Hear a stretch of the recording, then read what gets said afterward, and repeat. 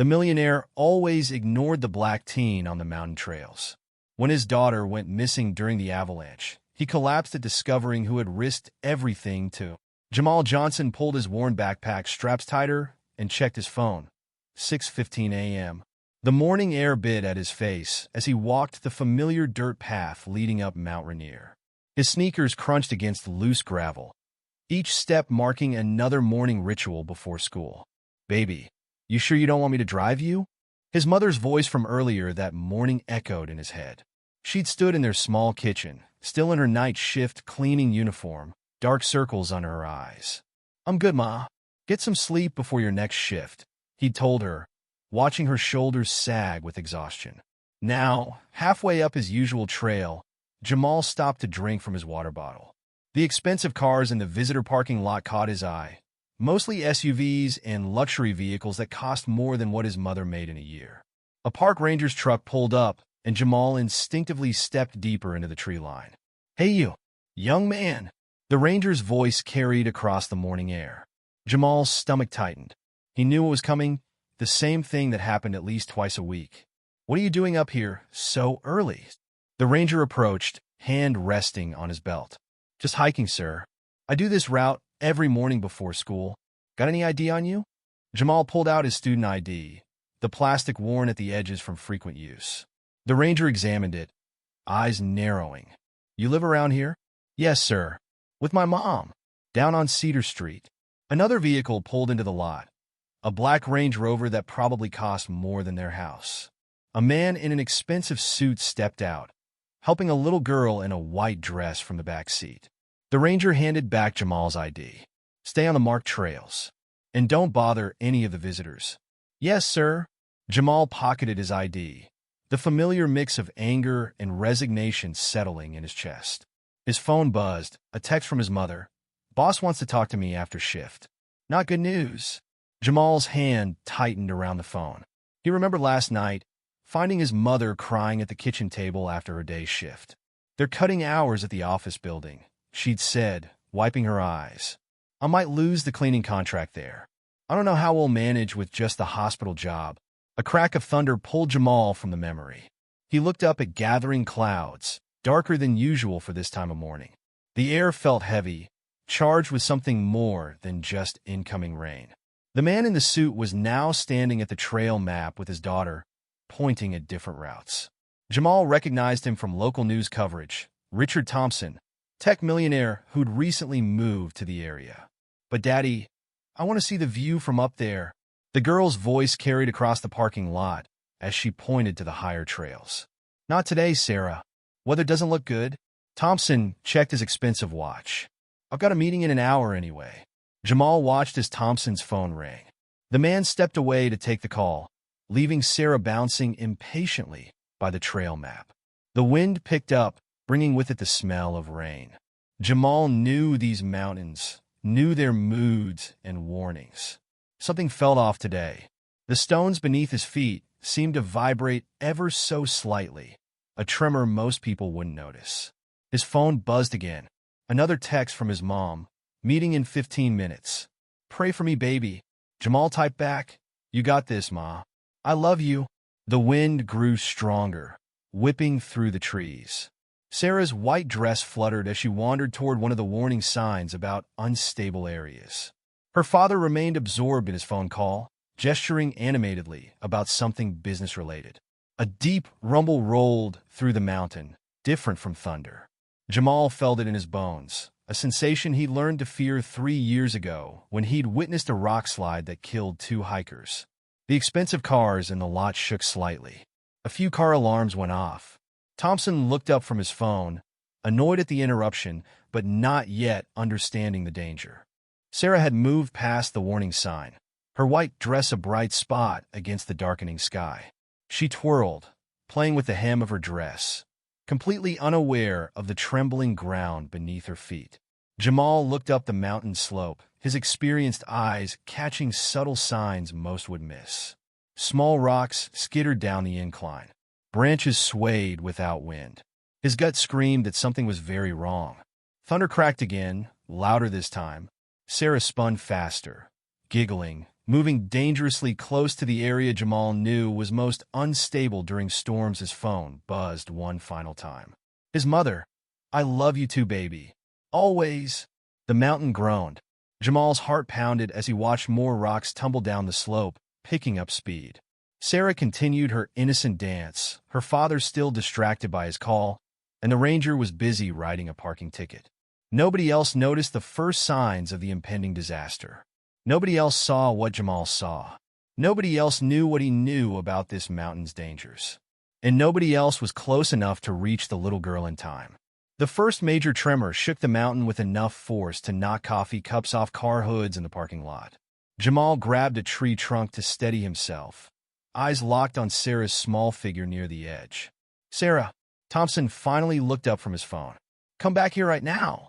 But his voice was lost in another rumble of thunder. Sarah kept twirling, her white dress catching the wind, each spin taking her closer to the crumbling edge. Jamal felt the vibrations intensify through his shoes. 3 years ago, he'd stood in almost this exact spot when the Chun family died. He still heard their screams in his nightmares. "Sir," Jamal shouted to Thompson. "Get your daughter." Thompson turned, his face twisting with suspicion. "Mind your own business, kid." The ranger walked over, hand still on his belt. "Is there a problem here?" Another tremor, stronger this time. Car alarms blared across the parking lot. Sarah stumbled, giggling as she caught her balance, still treating it all like a game. "I've seen this before," Jamal said, his voice urgent. "The mountain's not stable. She needs to dash." "Listen," the ranger cut him off. "If you're bothering these people, dash." A crack like a gunshot split the air. Jamal's head snapped up. A fissure was forming along the slope above Sarah, spitting pebbles and dirt down the incline. "Oh, God," Thompson whispered, finally seeing the danger. He started running toward his daughter, but he was too far away, his leather dress, shoes slipping on the gravel. Jamal's legs moved before his brain could second-guess. He sprinted past the ranger, ignoring the shout behind him. His mother's face flashed through his mind, her tired eyes, her worn hands, her gentle smile. If something happened to him, "Sarah!" Thompson screamed again. "Baby, don't move." The girl finally stopped spinning. She looked up at her father, confused by the fear in his voice. The ground trembled beneath her feet. Jamal pumped his legs harder. He was 50 feet away. 40. 30. His lungs burned. A root caught his foot. He slammed into the ground, skin scraping against rocks. Pain shot through his palms and knees. 25 feet to Sarah. He scrambled up, ignoring the blood on his hands. The rumbling grew louder. Small rocks pelted his shoulders. The fissure above them widened. Dirt and stones poured through like an hourglass. 20 feet. Sarah finally sensed something was wrong. Her small face crumpled with fear as she looked up at the collapsing slope. 15 feet. "Daddy?" Her voice trembled. 10 feet. The ground shifted beneath her. She lost her balance, arms pinwheeling. 5 feet. The first major rocks broke loose above them. Jamal saw them in slow motion. Dark shapes tumbling through the air, gathering speed. 3 feet. Sarah screamed. 2 feet. Time compressed into a single moment of clarity. Jamal saw everything with crystal sharpness. Sarah's terrified eyes, the tears on her cheeks, the dust in her blonde hair, the scuff on her white shoes, the rip in her dress hem. 1 foot. The mountain roared. Jamal lunged forward as the world began to collapse. His fingers brushed the fabric of Sarah's dress just as the ground disappeared beneath her feet. Behind them, Thompson's scream mixed with the thunder of falling rock. The ranger's radio crackled with emergency alerts. Car alarms wailed in the distance. But Jamal heard nothing except his own heartbeat and Sarah's frightened whimpers. The rest of the world faded to background noise as his hands closed around her small body. They weren't safe yet, not even close. The first wave of rocks was just the beginning. Jamal felt it in his bones, the same way he'd felt it 3 years ago. The mountain wasn't done. Sarah struggled in his grip, confused and scared. "Let me go." "Daddy, stop fighting." Jamal tightened his hold. "I'm trying to dash." A boulder the size of a car crashed down 10 feet away, cutting off his words. The impact shook the remaining ground beneath them. More rocks followed, a deadly rain gaining momentum. Each impact sent shockwaves through the earth, breaking loose more debris, feeding the avalanche. Jamal looked left, then right, his mind racing. They couldn't go back. The rocks would hit them for sure. Forward led to a sheer drop. The right side was already buried in debris. That left only one direction. Sarah kicked and squirmed. "I want my daddy." "Your daddy can't reach us?" Jamal shouted over the chaos. "You have to trust me." He remembered exactly where the Chin family had tried to run. They'd made the wrong choice, zigging when they should have zagged. Their bodies were found 3 days later. Jamal wasn't going to make the same mistake. He adjusted his grip on Sarah, one arm under her legs, the other supporting her back. She was lighter than his backpack, but her struggling made it hard to balance. "Please," he said into her ear, "stop fighting. I promise I'll get you to your dad." Something in his voice must have reached her. She stopped kicking, her small hands gripping his shirt. The mountain groaned again. A new crack appeared in the rock face above them, wider than the first. Jamal knew they had seconds, not minutes. "Close your eyes," he told Sarah. "Hold on tight. Don't let go no matter what." She pressed her face into his chest, trembling. Her tears soaked through his shirt. Jamal took one deep breath, remembering everything he knew about this mountain. Every trail he'd walked, every rock formation he'd studied, every warning sign he'd memorized. The second wave was coming. He could feel it building. "God," he whispered, thinking of his mother. "Please help me get this right." Then he ran. Jamal's feet pounded against unstable ground as he carried Sarah toward the left slope. Each step could be their last. The earth crumbled beneath them like wet sand. "We're gonna die," Sarah sobbed into his chest. "No, we're not." Jamal kept his voice steady despite his racing heart. "I know these mountains." A massive crack split the air. The second wave had started. Rocks bigger than cars tumbled down the slope behind them, their impacts shaking the ground like earthquakes. "Sarah!" Thompson's voice echoed from somewhere below. "My baby!" Jamal didn't waste breath responding. He focused on their path, calculating each step. The route he'd chosen was dangerous, a narrow ledge that curved around the mountain's face. But it was their only chance. Sarah's fingers dug into his shoulders. "I want my daddy." "Soon," Jamal promised. He didn't tell her that one wrong step would send them both plummeting hundreds of feet. "Just keep holding on." The ledge narrowed to barely 3 feet wide. Jamal pressed his back against the rock wall, sidling along as fast as he dared. Pebbles showered down from above, stinging his face and arms. A boulder smashed into the ledge 30 feet ahead, taking a chunk of the path with it. The gap looked about 6 feet wide. Jamal's mind raced.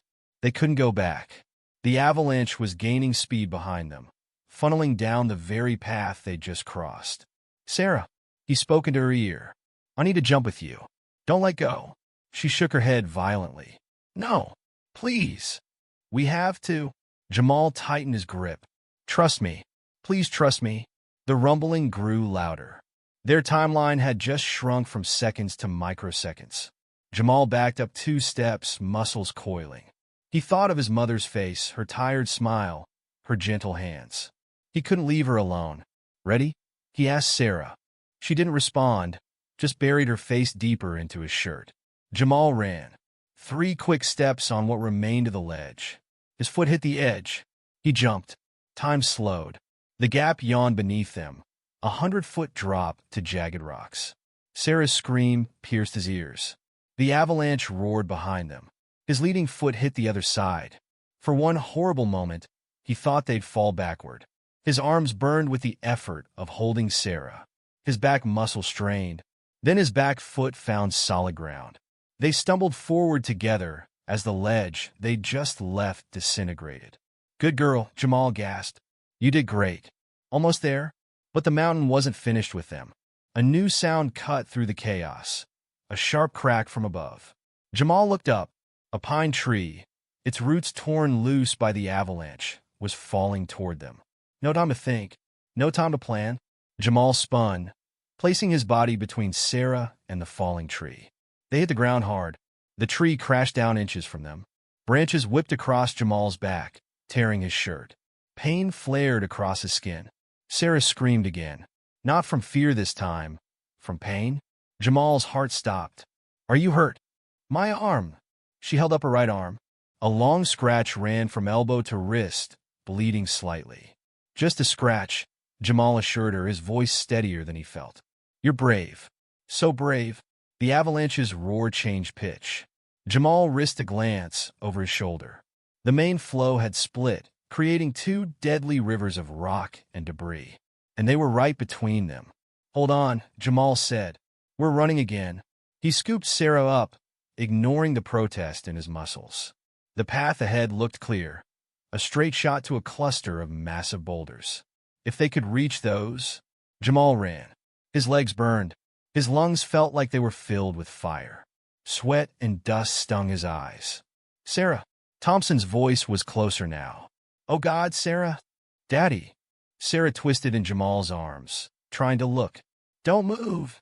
Jamal gasped. Almost there. The boulders loomed ahead, ancient sentinels that had survived countless avalanches. 20 feet away. 15. 10. A rock the size of a basketball bounced past Jamal's head. Sarah whimpered. 5 feet to the boulders.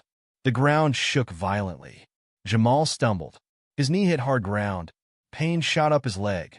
Sarah slipped in his grip. No! Jamal tightened his arms, muscles screaming. He would not drop her. Could not drop her. 2 feet to safety. The avalanche's twin flows were closing in like giant hands about to clap together. 1 foot. Jamal dove forward, curling his body around Sarah. They rolled between two massive boulders as the mountain's fury crashed together behind them. The noise was apocalyptic.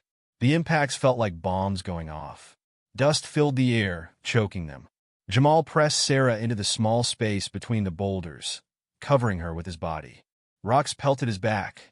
He gritted his teeth against the pain. Don't be scared, he whispered, though his own heart was about to burst. I've got you. I've got you. Sarah's small hands gripped his shirt. She wasn't fighting anymore, wasn't screaming. She pressed her face into his chest and held on. The avalanche raged around their stone shelter. Minutes passed like hours. Jamal's arms trembled with the effort of holding his protective position. Finally, the roar began to fade. The impacts grew less frequent. The dust started to settle. Jamal heard voices shouting. Sirens in the distance. The womp-womp of helicopter blades. Sarah. Thompson's voice, closer than ever. Baby, where are you? Daddy. Sarah tried to move. Jamal held her still. Wait, let me check if it's safe. He carefully lifted his head. Dust still swirled, but he could see enough. The avalanche had reshaped the entire slope, but their boulder shelter had held. Over here! Jamal shouted. We're here. We're okay. The sound of scrambling feet. Thompson appeared around the boulder, his expensive suit covered in dust, his face streaked with tears. Sarah! He reached for his daughter. Jamal helped Sarah out of their shelter. She ran to her father's arms. Baby! Oh, God, baby! Thompson collapsed to his knees, holding Sarah tight. Jamal slumped against the boulder. Every muscle in his body ached. His back stung where branches had cut him. His knee throbbed. His phone had somehow survived in his pocket. He pulled it out with shaking hands. One new message from his mother. Lost the job, baby. We'll figure something out. Love you. Jamal closed his eyes. They were alive. That's what mattered. Everything else, they'd figure something out. Like his mother said, they always did. The dust hadn't fully settled when the first emergency responders reached them. Red and blue lights flashed through the haze, casting strange shadows on the transformed landscape. Sir, we need to check the girl, a paramedic said, trying to separate Sarah from Thompson's grip. No! Sarah clung tighter to her father. Don't wanna? Baby, they need to make sure you're okay. Thompson's voice shook. He looked up at the paramedic, his face ashen. She's bleeding. Just a scratch, Jamal said from his spot against the boulder. His whole body felt like one massive bruise. From a branch when we dodged the falling tree. Thompson's head snapped toward him, really seeing Jamal for the first time since the rescue. You saved her? Young man, we need to check you too. Another paramedic approached Jamal. Can you walk? Jamal tried to stand. His knee buckled. Maybe not. Two paramedics helped him onto a stretcher. As they lifted him, Jamal saw the full extent of the avalanche's damage. The entire slope had been reshaped. Where Sarah had been playing minutes ago was now a wasteland of rock and debris. "My phone," Jamal said suddenly. "I need to call my mom." "I'll do it." A police officer stepped forward. "What's her number?" Jamal recited it, then heard the officer's voice. "Ma'am, this is Officer Chun with Mountain Rescue. Your son Jamal is okay, but—" The rest faded as they loaded him into an ambulance. The last thing he saw was Sarah watching him from her father's arms, her white dress now gray with dust. "BP is elevated but stable," a paramedic said, attaching monitors to Jamal's chest. "Multiple lacerations on the back, possible knee injury." The ambulance doors slammed shut. Sirens wailed. "You did good, kid," the paramedic said, cleaning the cuts on Jamal's back. "Real good?" Jamal winced at the sting of antiseptic. "The girl? She's really okay. Thanks to you." The paramedic paused. "Want to tell me what happened up there?" Jamal closed his eyes, seeing it all again. "I saw the signs. The tremors. Like 3 years ago, with the Chen family." The paramedic's hands stilled. "You were there for that. Try to warn them too. They didn't listen." Jamal's voice cracked. "Nobody ever listens." The ambulance hit a bump. Pain shot through Jamal's knee. "Well, someone listened today," the paramedic said. "That little girl is alive because the radio crackled. Be advised, second patient incoming. 6-year-old female, minor lacerations, possible shock. They're bringing her in too." Jamal tried to sit up. "Easy there." The paramedic gently pushed him back down. "She's fine. Standard procedure." Through the ambulance's back window, Jamal could see another emergency vehicle following them, lights flashing. His mind drifted to his mother. She'd lost her job today. How were they going to pay for this ambulance ride? The hospital bills? The paramedic seemed to read his mind. "Don't worry about the costs. In rescue situations like this, the Park Service covers my mom," Jamal interrupted. "She lost her job today. She needs to know I'm okay. The police already called her. She'll meet us at the hospital." Jamal nodded, suddenly exhausted. The adrenaline was wearing off, leaving him drained. The ambulance turned a corner. Through the window, Jamal saw the hospital coming into view. Multiple incoming traumas, someone shouted as the doors burst open. "Avalanche victims."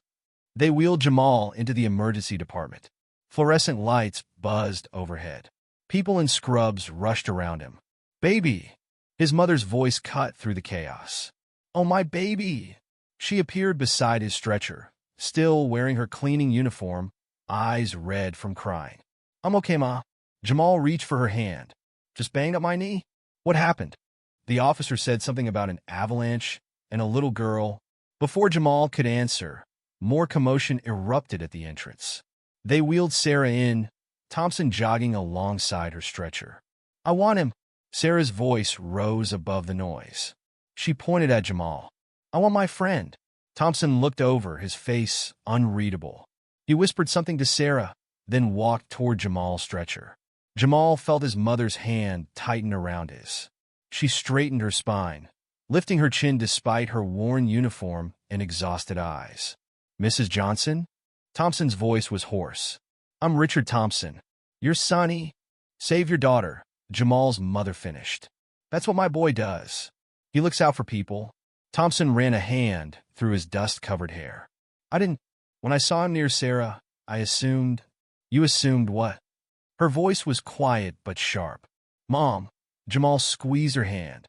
"It's okay." "No, it's not." Thompson's eyes were wet. "I'm so sorry. If I'd listened when he tried to warn me, if I hadn't been on that damn phone call." A nurse interrupted. "We need to get him to X-ray." His knee wait. Thompson pulled out his wallet.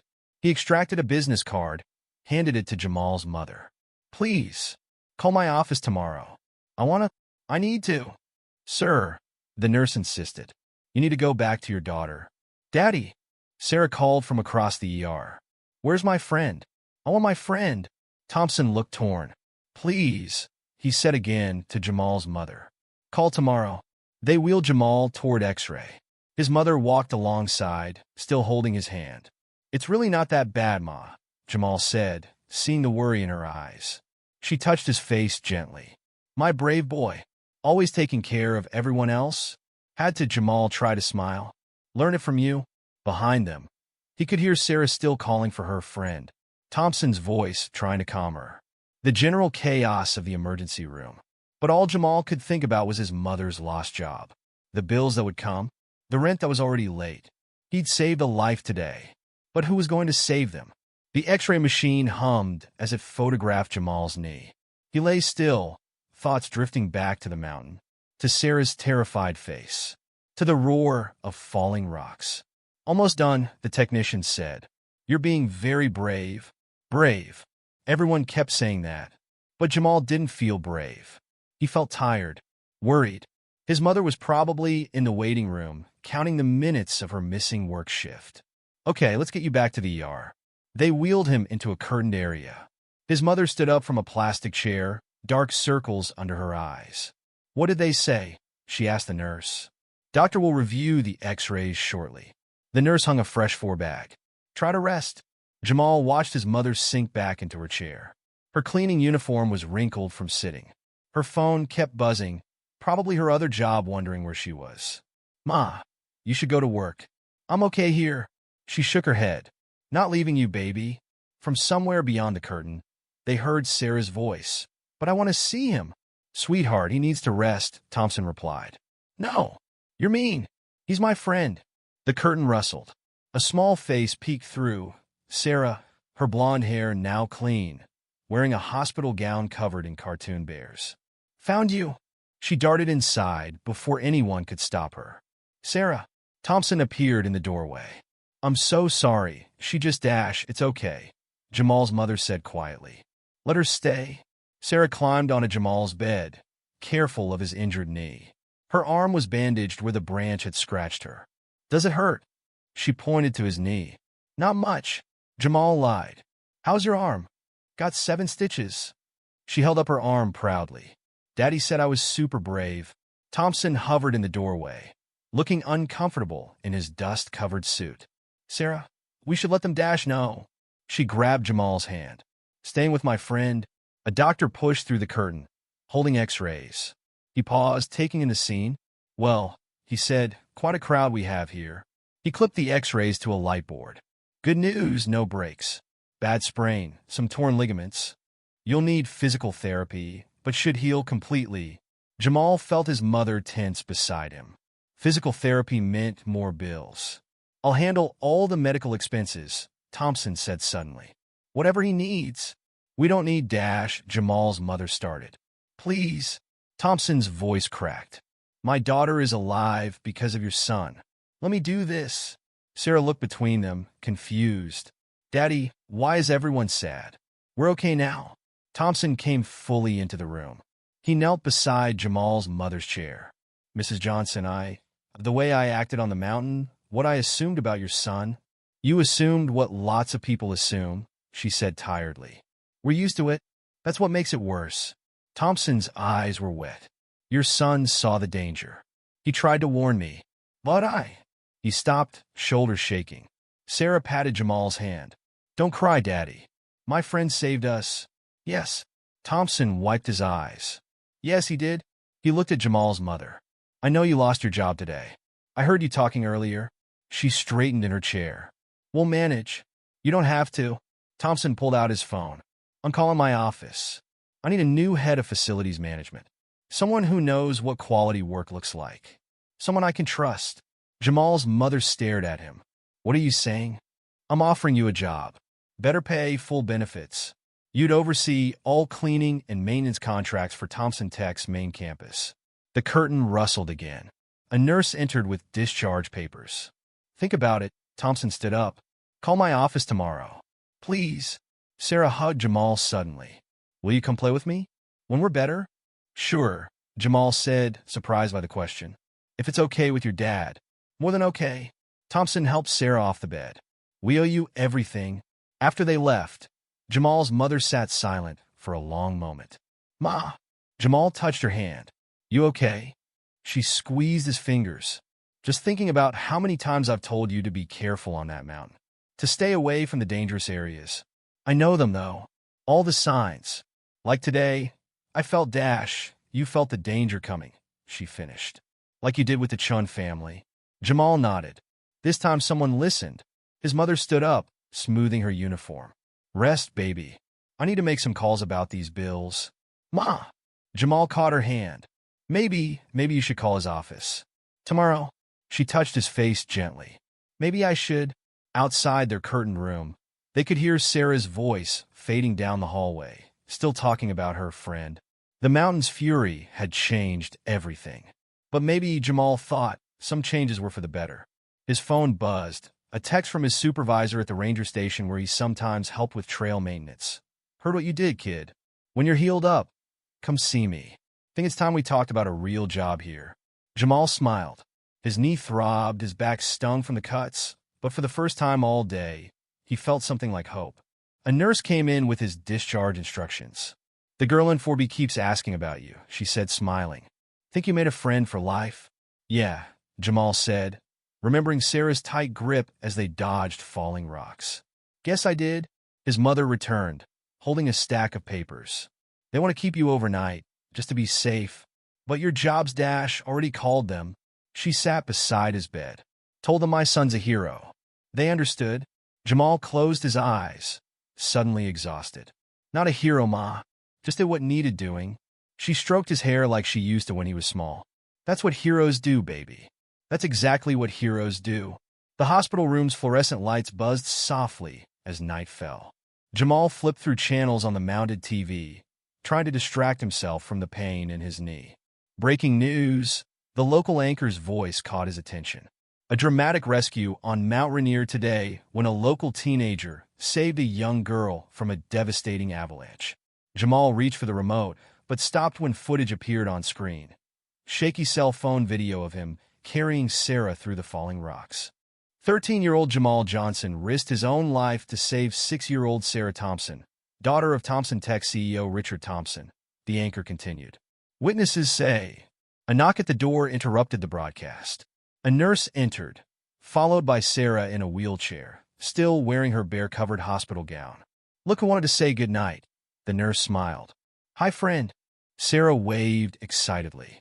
Daddy said I could visit before bedtime. Thompson appeared in the doorway, holding a tablet. Hope we're not interrupting. No, it's fine.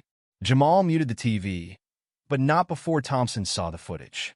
They've been playing that all evening, Thompson said quietly. He pulled up a chair. The press wants interviews. No thanks. Jamal shifted uncomfortably. His back stung where the branches had cut him. Sarah pointed at the TV. That's when you saved me. Like a superhero. Not a superhero, Jamal mumbled. Just did what anyone would do. But nobody else did, Thompson said. Nobody else even saw the danger. He paused, then asked, How did you know? About the avalanche? Jamal stared at his hands. Been hiking those trails since I was little. You learn to read the signs. The way the ground feels. The sounds a mountain makes. Like when you tried to warn Daddy? Sarah piped up. Thompson flinched. Yes, sweetheart. Like when he tried to warn Daddy, and Daddy didn't listen. A new voice joined the conversation. My boy's always known that mountain better than most. Jamal's mother stood in the doorway, changed out of her cleaning uniform into worn jeans and a faded t-shirt. Mrs. Johnson. Thompson stood quickly. I was hoping to speak with you. Had to finish my shift at the hospital, she said, moving to Jamal's bedside. Can't afford to lose both jobs in one day. The silence that followed was heavy. Sarah looked between the adults, sensing the tension. Why is everyone sad again? She asked. We're all okay now. Thompson cleared his throat. Sarah's right. We're okay thanks to your son, Mrs. Johnson. And I meant what I said earlier about the job offer. It's a big change, Jamal's mother said carefully. Yes, Thompson nodded. For all of us? He turned to Jamal. The Rangers called. They're reviewing their warning system, said your experience could be valuable. Jamal thought about the Chin family, about all the times he'd tried to warn people about the mountain's moods. Would they really listen to a kid? They'll listen to someone who saved lives today. Thompson pulled something from his pocket, a business card. The head ranger wants to meet when you're recovered. Sarah wheeled closer to Jamal's bed. Will you still come hiking with us? U.S. Jamal looked at Thompson. If you're willing, Thompson said. Sarah feels, we both feel safer with you there. The TV continued silently playing footage of the rescue. Jamal watched himself disappearing into the dust and debris. Sarah held tight in his arms. The physical therapist says 6 to 8 weeks recovery, his mother said. If we can afford Dash, already taken care of, Thompson interrupted. All of it, and he hesitated. About the job offer. The benefits package includes full medical for you and Jamal. Jamal saw his mother's hands trembling slightly. When would you need an answer? Take the weekend. Think it over. Thompson stood. Come on, Sarah. Time to let Jamal rest. But I'm not tired. Sarah protested. Yes, you are. Thompson lifted her from the wheelchair. Say goodnight. Night, friend. Sarah waved over her father's shoulder. See you tomorrow. After they left, Jamal's mother sat heavily in the chair Thompson had vacated. Quite a day, she said softly. Jamal reached for her hand. I'm sorry I scared you, Ma. Baby, you've been scaring me since you first started walking those trails. She squeezed his fingers. But you were right about them. About the mountain. Just like you were right today. The TV showed aerial footage of the avalanche's aftermath, the transformed landscape, the massive boulders that had sheltered them. You really thinking about taking that job? Jamal asked. Are you really thinking about working with the Rangers? They looked at each other and smiled. The same smile his mother always said. Get some sleep. She stood up. Doctor says you can come home tomorrow. You're not staying? Got the night shift, baby. Bills don't pay themselves. But tomorrow is Saturday. She never works Saturday nights. Ma, just covering for someone. She kissed his forehead. Rest that knee. After she left, Jamal turned the TV's sound back on. They were interviewing the ranger who'd stopped him that morning. If I'd listened to him earlier, the ranger was saying, maybe we could have cleared the area sooner. That kid knows these trails better than some of our veterans. Jamal changed the channel. The pain in his knee was getting worse, but he didn't want to bother the nurses. His phone buzzed, a text from an unknown number. Sarah won't stop talking about her friend. Thank you isn't enough. RT, another buzz. The job offer stands. No pressure. But there's always room for people who see what others miss. RT. Jamal closed his eyes, remembering the moment he'd reached Sarah. The terror in her eyes turning to trust. The weight of her in his arms as they dodged falling rocks. Maybe Thompson was right. Maybe there was room for people who saw what others missed. His phone buzzed one more time. His mother. Love you, baby. So proud of you. Outside his window, the mountain was a dark shadow against the night sky. Tomorrow it would look different, changed by nature's fury. But Jamal knew it would still be there, still demanding respect, still hiding dangers that only some could see. And maybe, just maybe, people would finally start listening. Morning light filtered through the hospital window as Jamal packed his few belongings. His knees still throbbed, but the doctor had cleared him to go home with strict instructions for rest and rehabilitation. The TV droned in the background. Local hero Jamal Johnson is expected to be released from Mountain View Hospital today, following yesterday's dramatic rescue. A knock interrupted the broadcast. Sarah burst in, wearing a bright yellow dress, her bandaged arm decorated with colorful stickers. Friend, she ran to his bed. Look what Daddy bought me. She held up a stuffed mountain goat, nearly as big as she was. Thompson followed, carrying a wheelchair. Hospital policy, he explained. For discharge. Jamal eyed the wheelchair warily. I can walk. Not on that knee. A new voice, his mother, looking exhausted but somehow lighter than yesterday. Doctor's orders. Sarah bounced on her toes. Can we go to McDonald's? Daddy said we could all go. Thompson cleared his throat. If that's okay with Mrs. Johnson and Jamal. Jamal looked at his mother. She'd worked all night, was probably exhausted. Actually, she said, I need to talk to Mr. Thompson about that job offer. Sarah clapped. Does that mean you're going to work with Daddy? Sarah, Thompson warned. Remember what we discussed about being patient? The girl's face fell. Sorry. Jamal's mother smiled. A real smile. One he hadn't seen in weeks. How about we all get breakfast? Then Mr. Thompson and I can talk while you three get ice cream. 3? Jamal asked. My assistant's meeting us there, Thompson explained. To handle the press? As if on cue, a crowd of reporters appeared in the hallway, cameras flashing. Mr. Thompson, can we get a statement? Jamal, how does it feel to be a hero? Mrs. Johnson, A word about your son's bravery? A hospital security guard pushed through the crowd. Clear the way.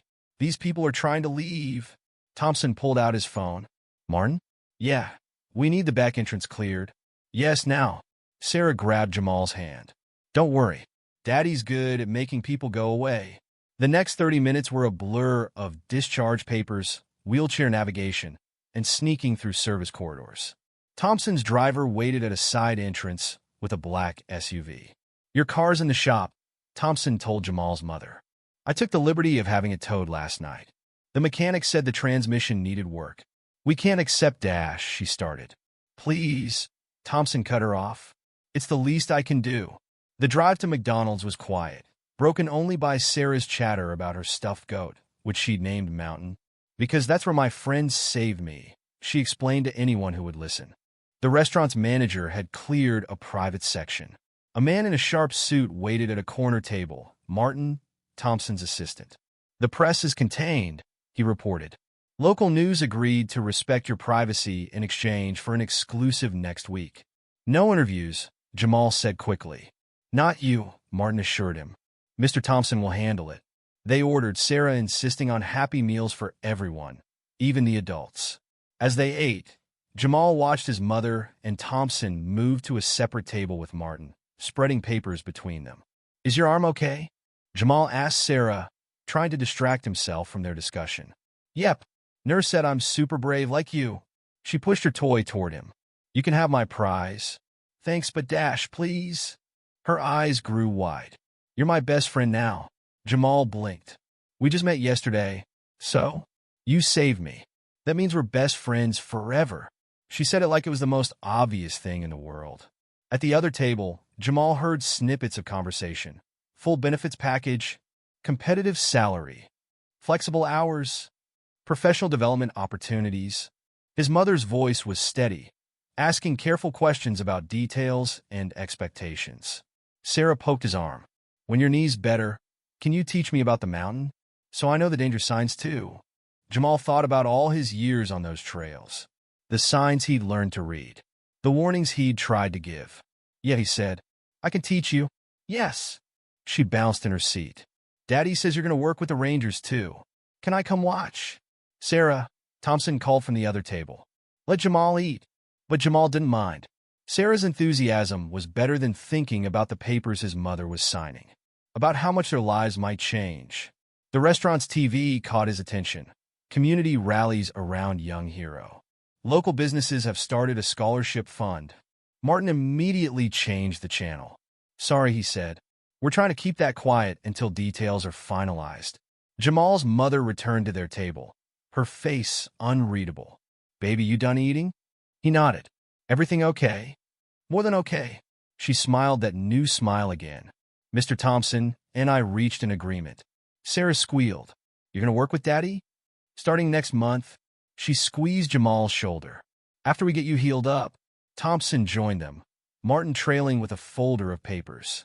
The press will want to know about the job, he told Jamal's mother. We can handle it however you're comfortable. Let them talk, she said quietly. We know the truth. Sarah tugged Jamal's sleeve. Can we get ice cream now? Daddy promised. The adults laughed. A release of tension Jamal hadn't realized was there. Ice cream, his mother agreed. Then home to rest that knee. As they walked to the counter, Jamal stubbornly refusing the wheelchair inside the restaurant. He heard Thompson on the phone. Yes, schedule the press conference. No, focus on the warning system upgrades. Yes, the ranger station collaboration. No, the Johnsons' privacy is non-negotiable. Sarah skipped ahead, clutching Mountain the goat. What flavor you want, friend? Jamal glanced at his mother, saw the relief in her eyes as she reviewed the papers Martin had given her. Chocolate, he told Sarah. Definitely chocolate. Maybe change wasn't always bad. Maybe sometimes it came disguised as an avalanche, reshaping everything in its path. And maybe, just maybe, what looked like an ending was really a beginning. 1 week after the avalanche, Jamal sat in the Thompson Tech parking lot, staring up at the gleaming glass building. His mother squeezed his hand before exiting their newly repaired car. Transmission fixed, oil changed, even a fresh coat of paint. You sure you don't want to come up? She asked through the window. I'll wait here. Jamal adjusted his crutches across the back seat. First day paperwork is boring. Jamal! Sarah's voice rang across the parking lot. She ran from Thompson's Range Rover, her father calling after her to be careful. What are you doing here? Jamal asked as she reached the car. Daddy let me skip school to see you. She bounced on her toes. We're having a party. Thompson caught up, straightening his tie. It was supposed to be a surprise. Sarah clapped her hand over her mouth.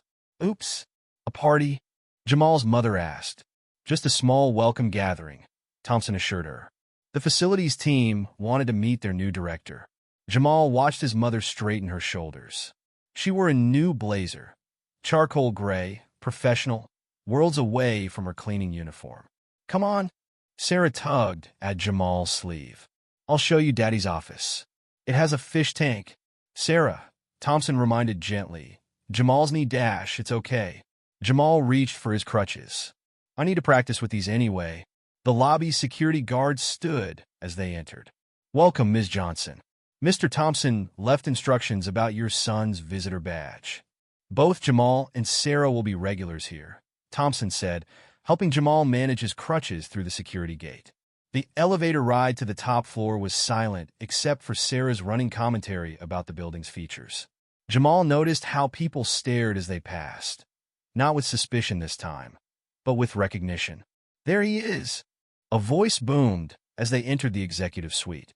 The young man of the hour. A crowd of people waited in Thompson's office. Employees holding welcome signs, a table laden with food, and a massive cake decorated with mountain peaks. Sarah clapped. See? A party. Jamal's mother gripped his shoulder. You didn't have to do all this, she told Thompson. Actually, the staff insisted. He gestured to the gathering. They wanted to meet the young man who saved Sarah. And he smiled at Jamal's mother, their new colleague. The next hour passed in a blur of introductions. People kept shaking Jamal's hand, telling him how brave he was, asking about the mountain. The ranger station called, Thompson mentioned during a quiet moment. They want you to consult on the new warning system when you're healed. Consult? Jamal asked. Share your knowledge. Help them understand the signs you've learned to read. Sarah, who hadn't left Jamal's side, perked up. Like you're going to teach me? Speaking of teaching, Thompson cleared his throat. Mrs. Johnson, there's one more thing we'd like to discuss. He led them to his private office, away from the party. Sarah stayed close to Jamal as they settled into the plush chairs. The company has an education initiative, Thompson began. Full scholarships for employees' children. Private school, college prep, mentoring. Jamal's mother tensed. Mr. Thompson Richard, he corrected. Please. Richard, you've already done so much. This isn't charity. Thompson leaned forward. This is investment in talent. In someone who sees things others miss. Sarah squeezed Jamal's hand. You can go to my school. We can have lunch together. The choice is yours, Thompson assured them. But the opportunity is there. Jamal thought about his current school. The crowded classes. The outdated textbooks.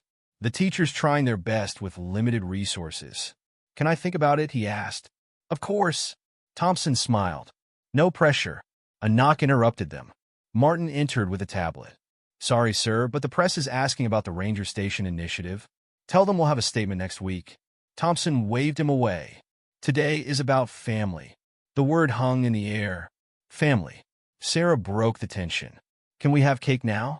It's mountain-shaped. They rejoined the party. Jamal watched his mother mingling with her new team, her smile growing more natural by the minute.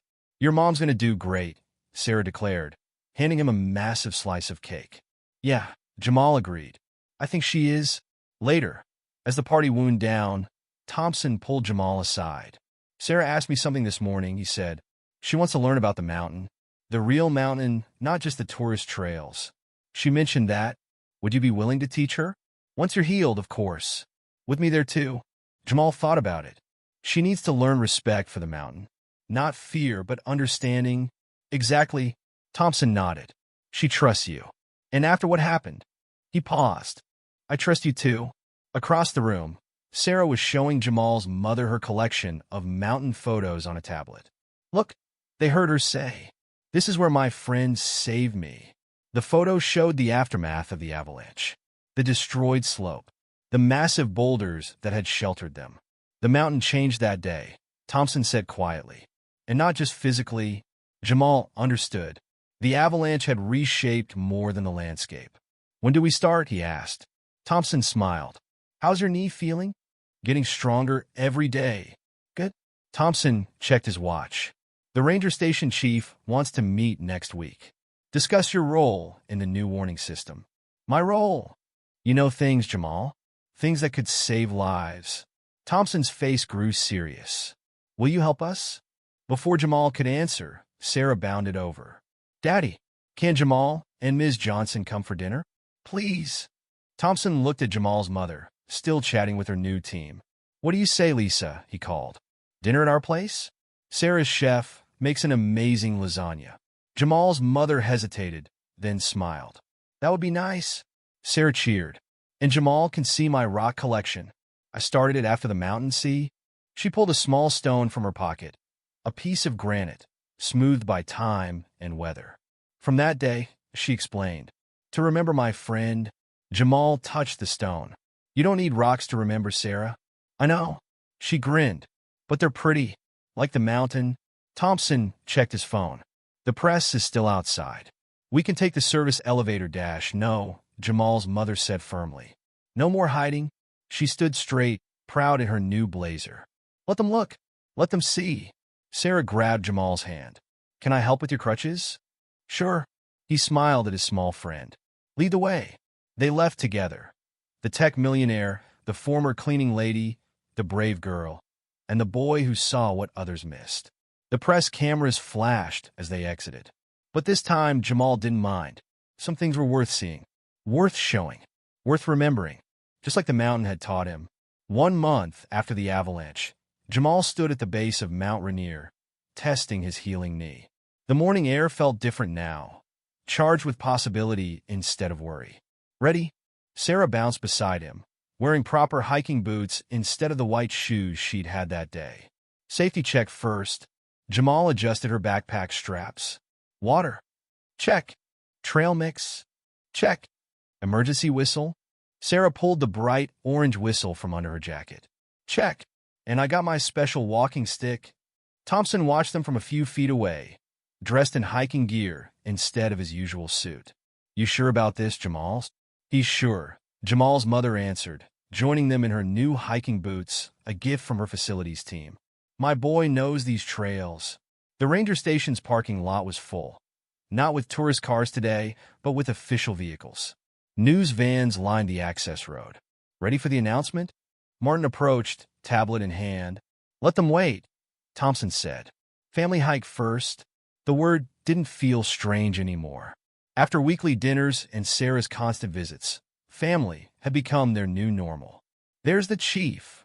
Sarah pointed as Ranger Chin approached. All set for the presentation, he asked Jamal. After the hike, Jamal promised. Need to show them the signs first. The new warning system would be unveiled today, designed with input from the teenager who'd learned to read the mountain's moods. But first, Jamal had a promise to keep. Remember the rules? He asked Sarah. She straightened proudly. Listen to the mountain. Watch for signs. Stay with my buddy. And no playing near edges. She grabbed his hand. Can we go now? They started up the trail, Sarah and Jamal in front, their parents following, rangers spaced along the route. News crews filmed from a distance, but nobody approached. Look, Sarah stopped, pointing at loose gravel on the path. Sign number 1. Good eye. Jamal squeezed her hand. What's it mean? Ground's not stable. Be extra careful. Thompson called from behind them.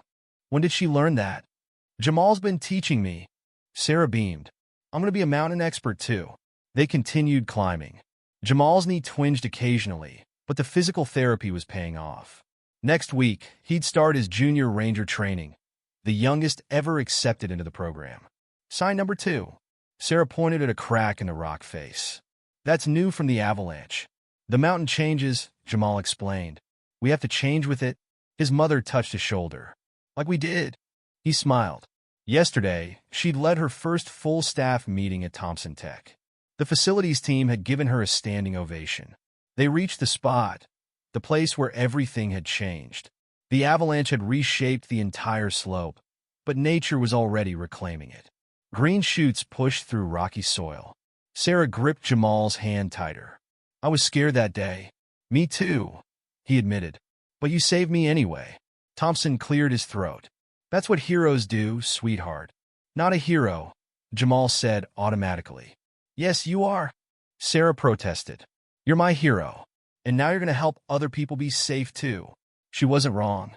The new warning system would combine traditional metrics with the kind of observations Jamal had learned through years of experience.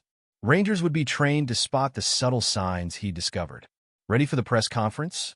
Martin called from behind them. Jamal looked at the gathered news crews below, at the ranger station where he'd soon begin training, at the mountain that had changed all their lives. "Actually," he said, "I want to show them something first." He led the group to a nearby outcropping, safely away from edges, but with a clear view of the valley. "See how the shadows fall?" he pointed. "How the rocks catch the light. That's how you know which areas are most stable." The reporters filmed as Jamal explained, Sarah adding enthusiastic commentary. Thompson stood with one arm around Jamal's mother, both of them watching their children share the mountain's secrets. "Mr. Johnson," a reporter called, "how does it feel to be the youngest junior ranger in park history?" But Sarah answered first. "He's going to be the best ranger ever. He already saved me, and now he's going to save everybody." Laughter rippled through the crowd. Even the mountain seemed to approve, catching the morning light just right. "Time for the official announcement," Martin reminded them. They headed back down, a strange parade of rangers, reporters, executives, and two families that fate had knitted together. "Hey," Sarah tugged Jamal's sleeve. "Race you to the station." "Sarah," Thompson warned. "Jamal's knee dash. It's okay." Jamal grinned. "But no shortcuts. Stay on the marked trail. Always listen to the mountain," Sarah recited proudly. "That's rule number 1. They walked down together, not racing, just moving in step with each other and the mountain beneath their feet. At the ranger station, Jamal took his place at the podium. The cameras flashed. The reporters waited. But before he could speak, Sarah darted up and grabbed his hand. "Tell them," she whispered. "Tell them about our mountain. Our mountain." Jamal looked at the faces before him. His mother's proud smile, Thompson's encouraging nod, the ranger's respectful attention. The mountain rose behind them, solid and eternal, yet always changing. Like them, like life. Jamal leaned into the microphone and began to speak.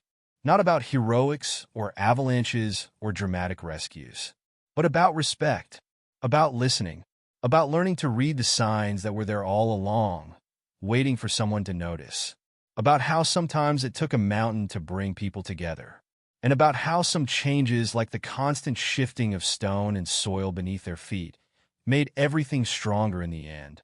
Sarah squeezed his hand and Jamal squeezed back. The mountain watched over them all,